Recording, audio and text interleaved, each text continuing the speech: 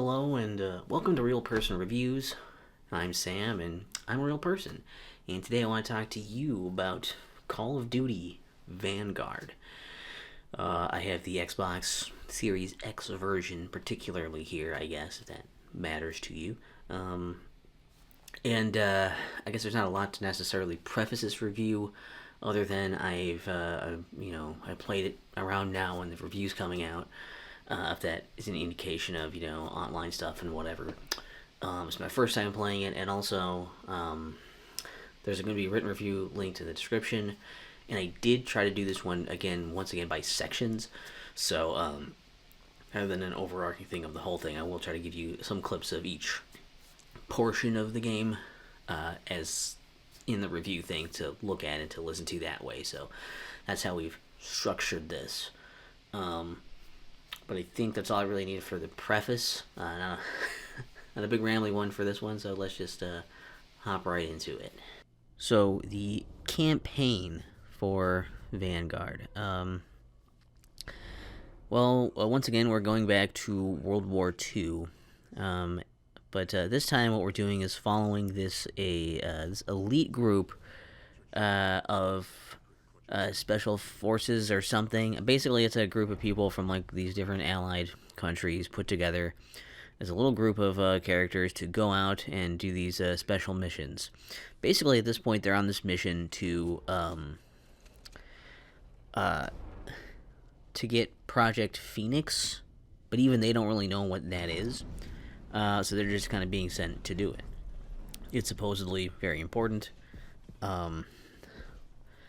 And after doing a brief mission to get you acquainted with the controls and things, they actually end up messing this up a bit, and they end up getting captured. So then they're in prison, and most of the game is played in flashbacks, as each character gets their own mission to kind of explain where they came from, their background, and sort of you get more of a feel for them, what they went through, and why they were selected for this group.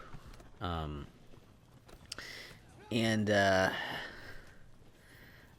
those missions, different characters will have some other things that they special kind of abilities, whatever that they have, like being able to specifically direct people around or whatever to call out targets and whatnot, or to sneak through areas really quickly, holding extra explosives, different lethals or whatever in your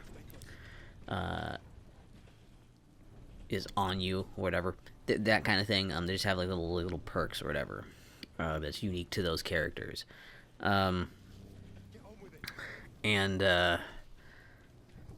really a lot of this too is also centered around this idea of not only are we seeing these characters trying to figure out a way to get out of prison and try to finish their mission. They also show some of the side of the Nazis that are here in this Nazi prison that are holding them. They're trying to figure out, what this group was sent to do, what they know, what they're after, questioning them, and they're trying to get info. Basically, they're kind of trying to get information from each other, while things are kind of just crumbling all around them.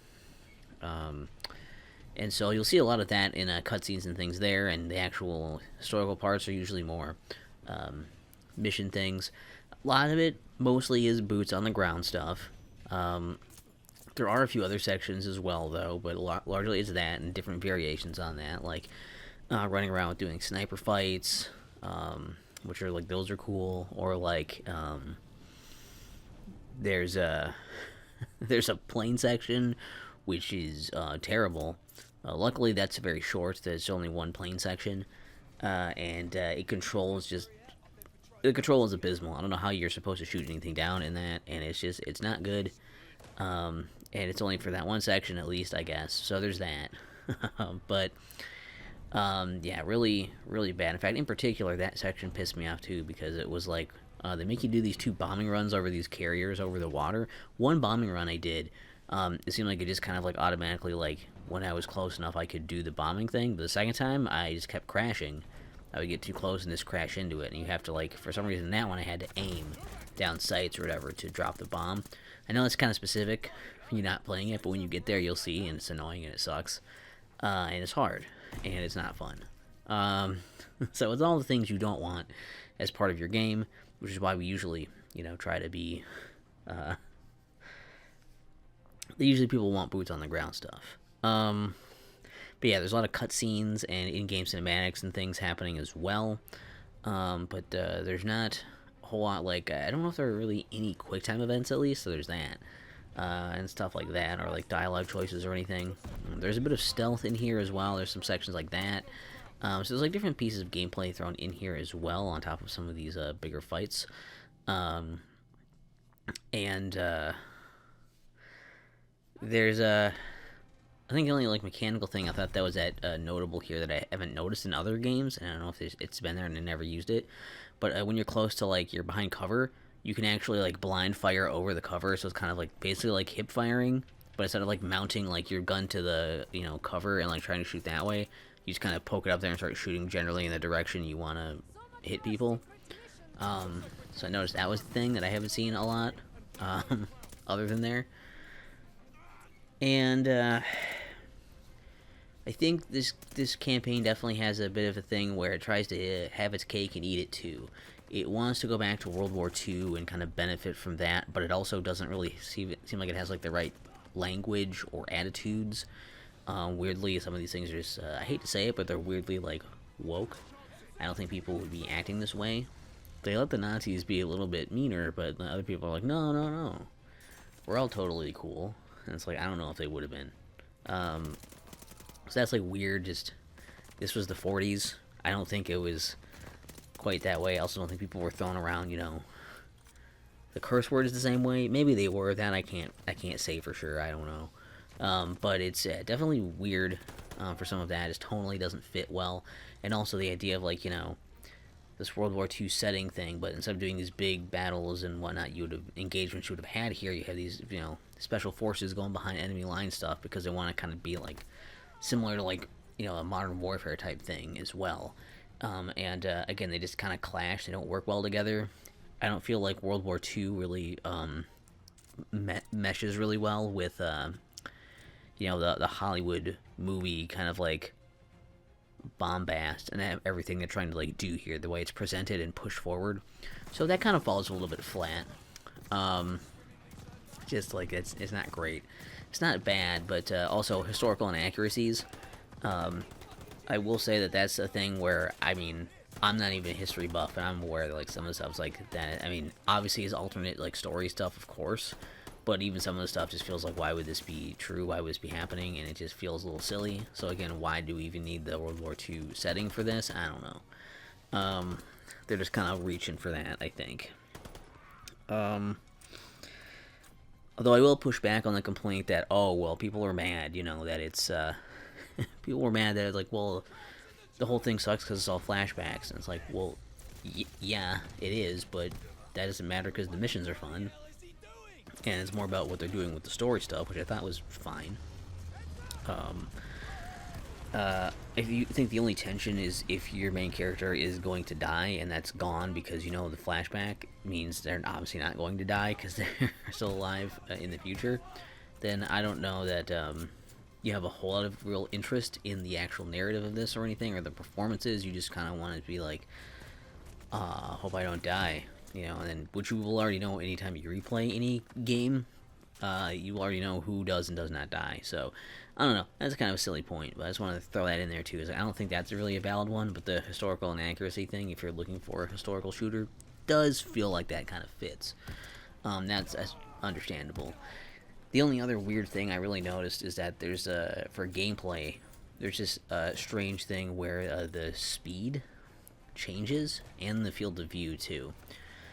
Which at least the field of view thing is usually if you go indoors, then you'll have like a more narrow field of view, and also it makes sense that you would slow down and you move slower indoors, I guess, to kind of work with the pacing of that. But there are also times where it's just more scripted events or something is happening, and so they don't want you to move too quickly, and so you'll just like slow down, and so like your max speed of like walking and running like just slows down versus other parts where it's faster. And so I think the inconsistent speed was really messing with me, because it's like, am I doing something wrong, or is the game messed up, or like is it my controller, or like what is this? So like that's like not cool. I hope they don't I hope nobody does that in the future. It's really frustrating. Just let me keep the speed of the game be the speed of the game, so I can adjust to it and understand it. And it's much better to do it that way. But overall, I do think the campaign was it is, it's probably, like, I'll say this, it's probably one of the weaker Call of Duty campaigns, but it wasn't bad. I didn't think it was like bad or not fun. The core mechanics were still good. It was pretty linear. It was a little short. It wasn't too difficult, other than the couple of things that were stupidly difficult, and probably they weren't that way on purpose. So, yeah, the campaign is okay. I didn't think it was as terrible as everyone else did, and hey, I even got an achievement for actually sitting through the entire campaign. So that's a great sign. Or I mean the credits. Did I say campaign? For the credits of I sat through the whole credits. Whatever. Whatever. So the zombies mode, is it's round based, but it's also objective based. I would compare this kind of be similar to like Cold War, sort of in the vein of New Zombies. I think you can pick whatever guns you want to be your primary weapon going in, and as you're leveling up and things for the weapon, you can get more attachments and things with the gunsmith to customize that, and also pick from a few different of these I don't remember what they're called, whatever, like your special ability thing, that you get to charge up from killing enemies or whatever. You can select one of those. Um, and that's basically all loadout is a gun and a special ability, and then you hop into the game. And there are like 4 different ones I have on here right now. I don't have any DLC, so I assume those are just base game things. And pretty much all the maps work out is that you start off in a main like area, and then you run around killing zombies, getting points or whatever. Using that too. There's some weapons on the walls to buy. There's some upgrade things. They have a pack-a-punch machine to have multiple levels of pack-a-punch for your weapons. They've got the kind of pickup stuff of like lethals and scrap, and that kind of stuff comes back here. So you can have like the bench where you're building like consumables or whatever, like your lethals and armor and stuff, with points plus scrap. They also have what the hell am I thinking of? They have the bench for that stuff. They have the like a pack punch machine. They have doors to open with your points and stuff too. They also have these like little like altars where you drink out of them, and they'll give you perks essentially. And the perk system here basically means that every perk you can do now, you get the first one for free. I guess I didn't try to get more than 4 perks, so I don't know if you get more than 4 perks in this one or not. I didn't try. That would have been good to experiment more with, I guess, but I just assumed you could only get 4, so I didn't go beyond that. The first one is free, but then it costs more money for each successive upgrade of that to, have better ones of that as well. So that kind of stuff stays here, the kind of like looting kind of aspect and doing that, multiple levels of things, stays here. But then there's like these different like portals you go through and things, like there's different objectives for these maps, and a lot of it is teleporting to different areas, doing some kind of survival thing, or some kind of special task there, killing enemies or surviving or something, and then you do enough of those, and eventually you'll get to like a final like objective thing, and so you can actually win these maps by some of these have like final objectives you can beat and win. Some of them have just to survive as long as you can, and you can exfil to get bonus points, and experience and stuff for getting out of there. Another thing they have in here, though, it makes it a little different, is every so often you'll be rewarded for completing things. You'll get these hearts that you can sacrifice, and there are 2 spots where you can sacrifice them. One place will upgrade your special ability, so that it just does more. The other one is you can get, and it's kind of like a rotation of things. It looks like there's a few different like things on offer, and they're basically like little modifiers for you. There might be like boosting damage for shooting enemies multiple times in a row, or reviving teammates faster. Maybe you'll do a melee attack and it'll give you health back. Like a variety of different effects that can pop up in the rotation for there.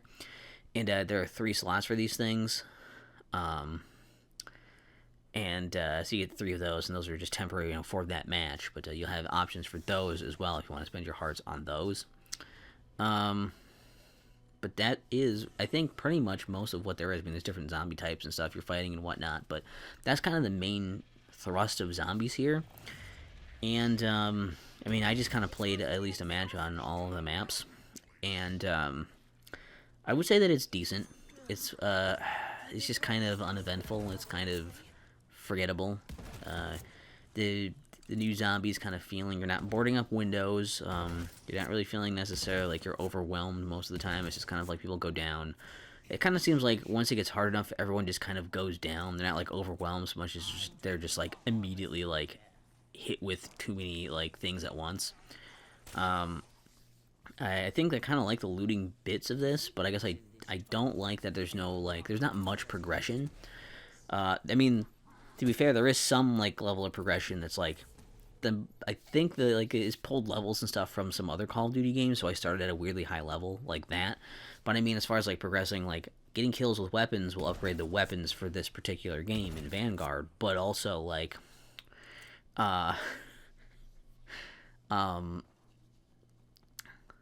like there's no upping my abilities, like making my abilities better or anything else better for the zombies mode particularly. So other than having like a nicer like starting weapon, there's really not much semblance of progression there. I'm just getting XP for like generally getting it for the rest of the game and cross modes and cross game progression that way, I guess.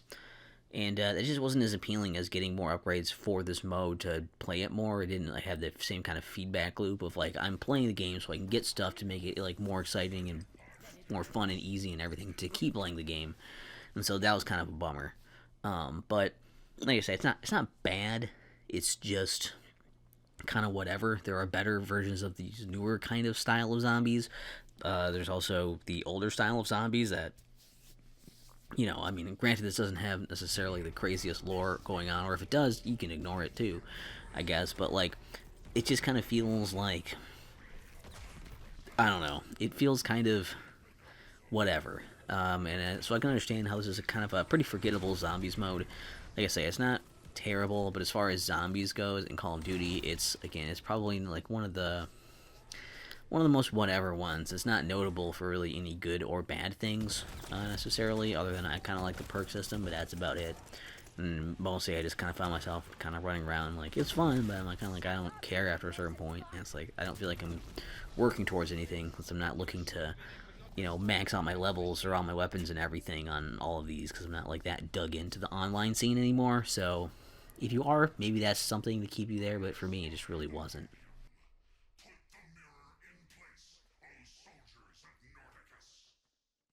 Okay, so for the multiplayer, um, I don't know what to say for this. I guess a lot of it is, pretty standard stuff here, for the multiplayer as well.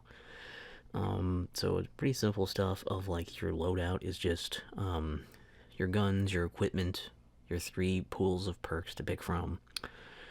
The gunsmith allows for up to 10 attachments on your weapons now, which I feel like they don't really do a whole lot of changes to them. The biggest changes you'll probably see are on like the different sights you can put on there, the different ammo types that you can put into your weapon, and then also there are these things called kits, and they just give you kind of like a general perk, I guess, sort of, or like like a boost.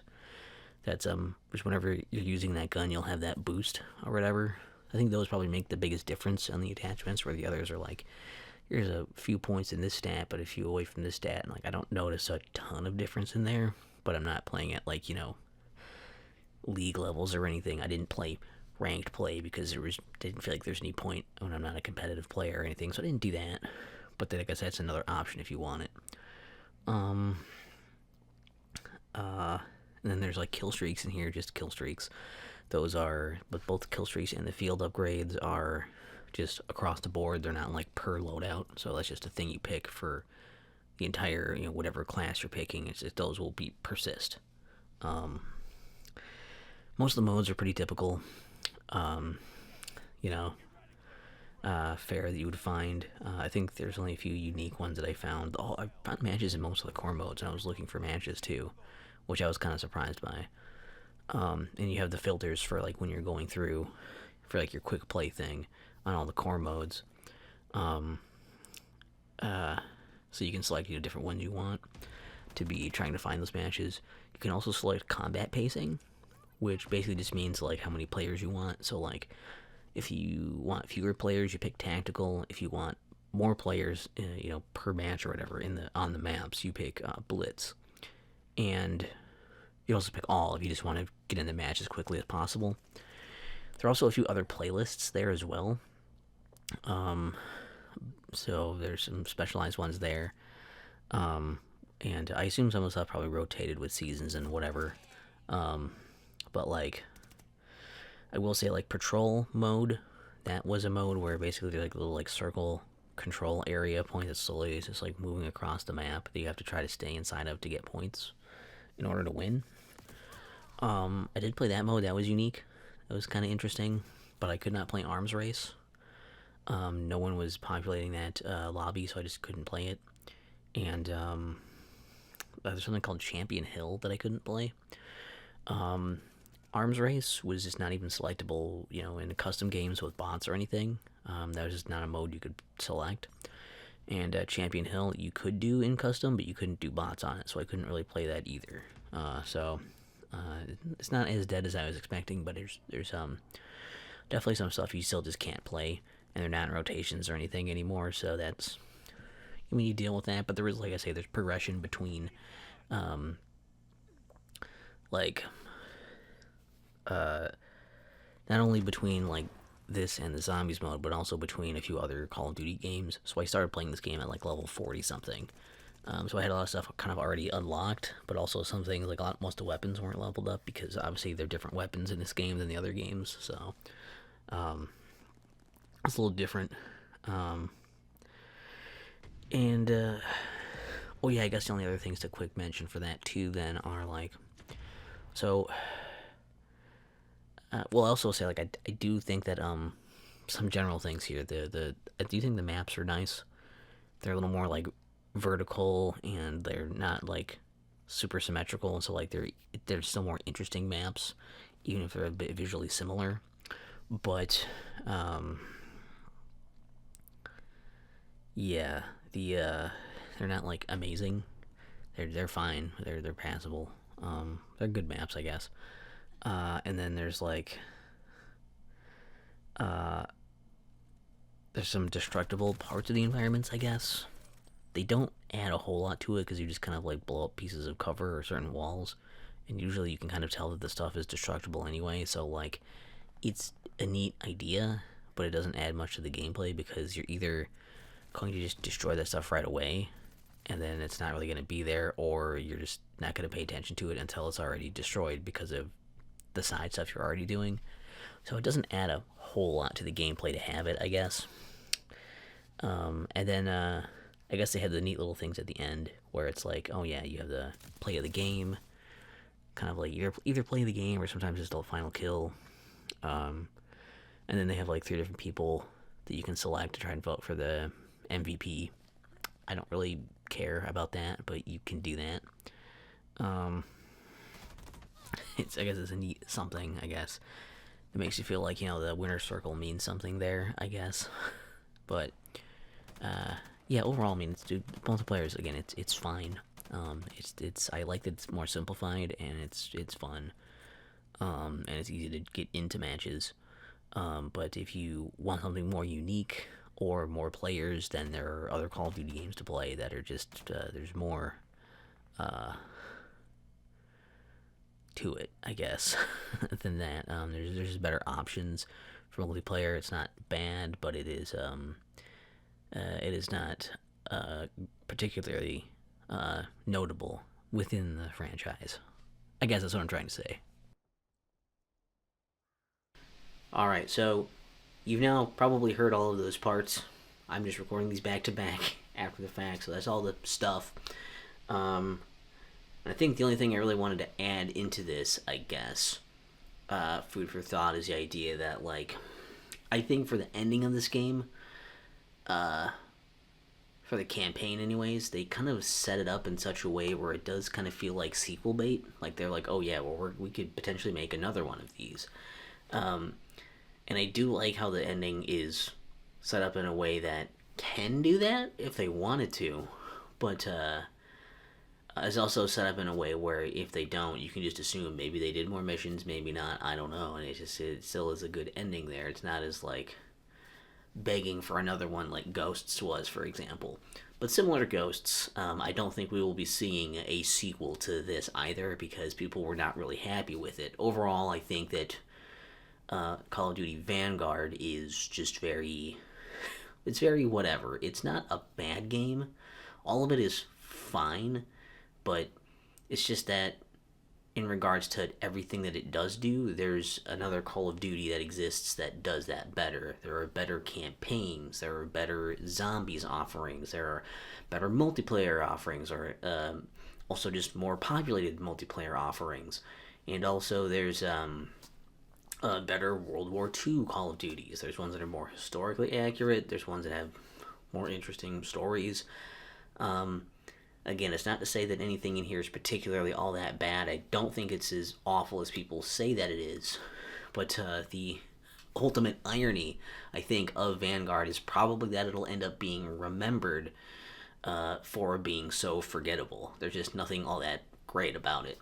And that's a shame, I guess. But yeah, but what I'm saying here is that if you want to get this game, I will really only recommend it to people who are big Call of Duty fans looking to play all of the Call of Duty games. That's really the only reason to do it. Or if you just happen to really like the World War II setting, this is some of that is going to be here for you to do. But even so, try to get it cheap or just give it a pass. I don't think it's worth spending a whole lot of your money on this. Unfortunately, like I said, it's just not horrible. It's not as bad as I was thinking it could be, but it wasn't a big surprise. It didn't like win me over like some of these other ones that were bad. That I was like, oh, they're not as bad as I thought they were. Like people said, like no, this one is just it's not as bad as people say it is. But there's a reason nobody's saying this is like the best Call of Duty, or there's almost no one saying this is like their favorite Call of Duty because it's this. But now that leaves us with one more mainline Call of Duty to check out. And that's right, I am going to be going back to the first Call of Duty for my next review after I've played all of the mainline games up until now. I'm going to go back and give that one another shot. So stay tuned because whether I actually end up being able to muddle my way through it on Steam Deck or PC or not being able to in the worst case scenario, I'll at least have some kind of video on what I thought about what I do end up being able to play of the first Call of Duty. So that will be the next review, and then we will look at something that is not Call of Duty after that. So if you've been waiting for anything else to show up under my reviews, stay tuned until after the next one.